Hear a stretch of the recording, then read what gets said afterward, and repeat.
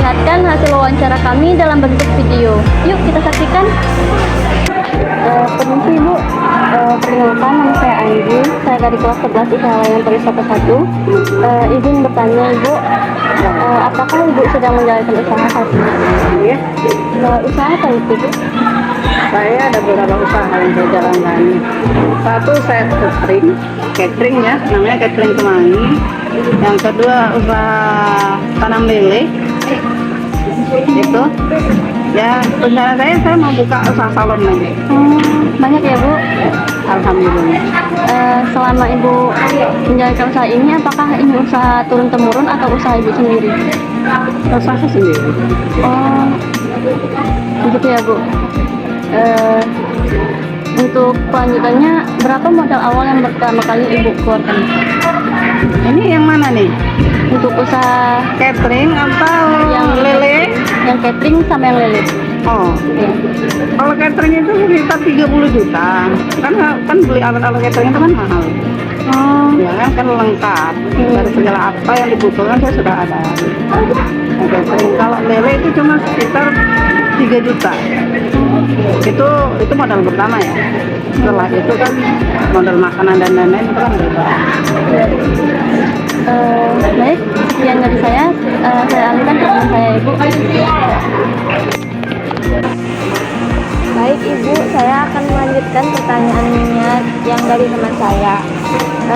Usaha Ibu ini berdiri dari tahun berapa Bu? Kalau catering Kemangi itu dari tahun kan sebelum COVID ya. Sebelum COVID itu 2019 ya. Ya, dari 2019 ya sampai sekarang. Kalau yang Kalau budidaya ikan lele itu bulan 9 ya, bulan September tahun 2023. kira-kira ada kendala nggak Bu? Kendala pasti banyak. Kalau di bidang catering kan kendalanya kita cari konsumen itu kita kan harus aktif.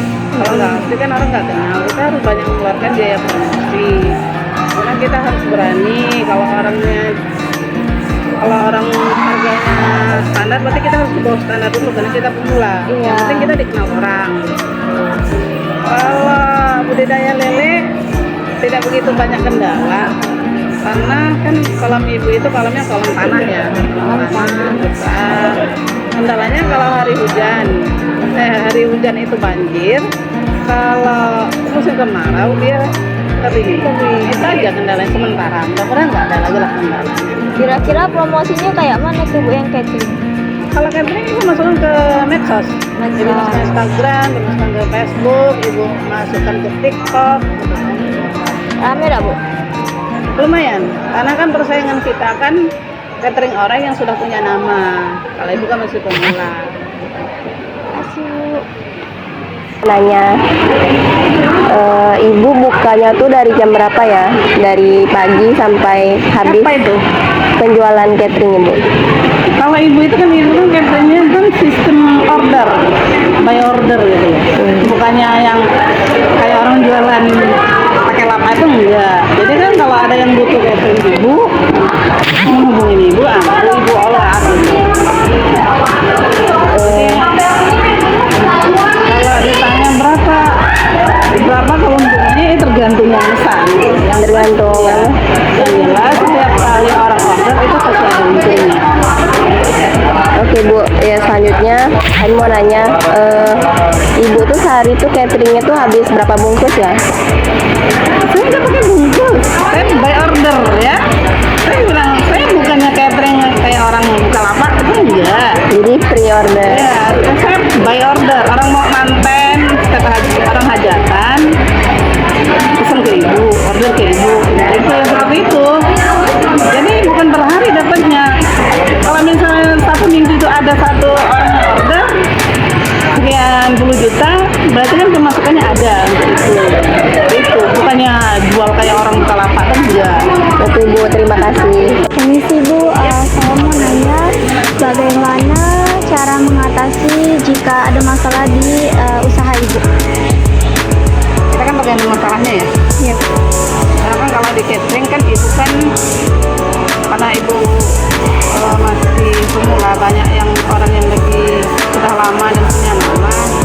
Jadi supaya orang mengenal catering Ibu, pertama Ibu melakukan promosi jor-joran di medsos, ya. Yang kedua, Ibu mengadakan diskon, ya seperti itulah. Tapi kalau di peternakan lele, sementara kendalanya belum ada, hanya tergantung dengan cuaca aja. Ada lagi usaha Ibu, satu lagi itu adalah kos-kosan. Itu punya kos-kosan di daerah Basku itu 8 kamar. Jadi yang ini yang banyak kendalanya begini, karena di situ para mahasiswa ketika mereka sudah tamat mereka akan keluar, jadi kamar itu kosong. Ya kamar kosong, berarti nunggu lagi adik-adiknya yang masuk tahun ajaran baru masuk, baru itu terisi lagi. Ya seperti itulah kendala-kendalanya. Selanjutnya Bu,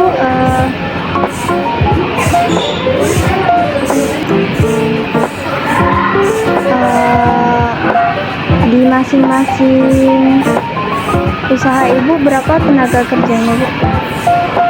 Untuk catering Ibu butuh 5. Nah, Ibu punya tenaga kerja 5 orang.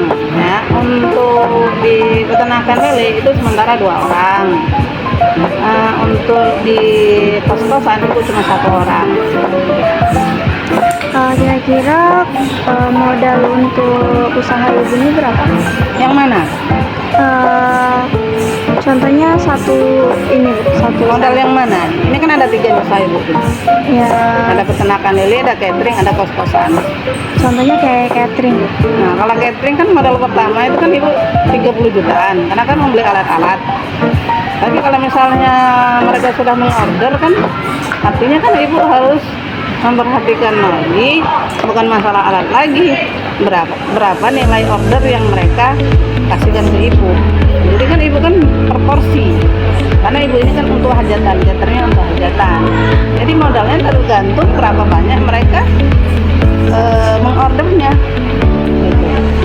Jadi nggak bisa, kemudian kan di samping berapa banyak mereka mengorder itu kan ada tingkatan-tingkatan harga di catering. Baik Bu, terima kasih. Kalau boleh tahu strategi apa yang digunakan untuk usaha catering? Kenapa?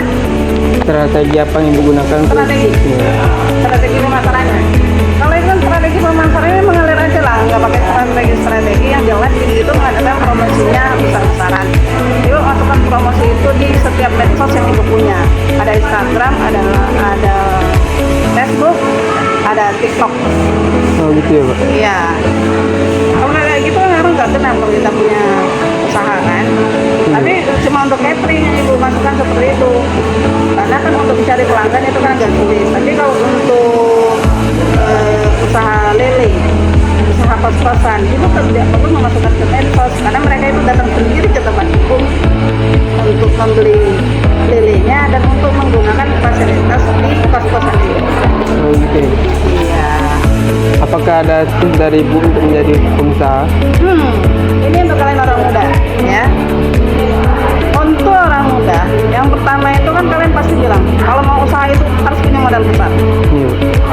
Itu mindset yang salah. Kalau kita mau usaha, mau jadi pebisnis, yang pertama itu adalah kemauan kita. Ya, ada uang ratusan juta, tapi kemauan kita tidak ada untuk menjadi seorang pebisnis, itu tidak akan maju, tidak akan bisa. Uang pun akan habis aja lah, mana-mana nggak tahu uangnya. Jadi yang pertama itu adalah kemauan, ya. Yang kedua kita harus fokus, ya. Yang ketiga kita harus gigih.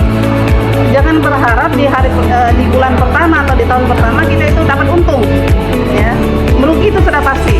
Tapi kita harus fokus tadi, fokus dan gigih. Gigih artinya kalau kita merugi, kita harus tetap jalan. Bagaimana caranya? Kita cari strategi supaya kita dapat untungnya. Nah, itu yang Ibu lakukan sekarang. Terima kasih Bu. Iya.